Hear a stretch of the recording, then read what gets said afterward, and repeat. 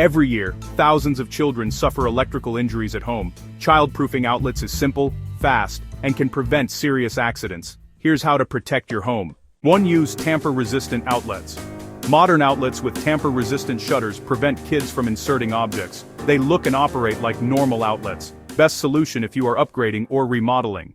2. Plug-in outlet covers. If you rent or can't replace outlets, use tight-fit plug covers. Make sure they can't be removed easily. Loose covers are unsafe. 3. Self-closing safety covers. These outlets have spring-loaded doors that close automatically, good for areas where you unplug things often. 4. Block outlets with furniture. Place furniture in front of low, unused outlets. Make sure cords are not pinched or overheated behind furniture. 5. Locking power strip covers. Kids are attracted to power strips. Use locking strip covers to prevent access. Never leave a bare strip on the floor. 6. Protect extension cords. Extension cords should be out of reach, elevated, or inside cord raceways. Never leave loose cords where a child can pull or bite.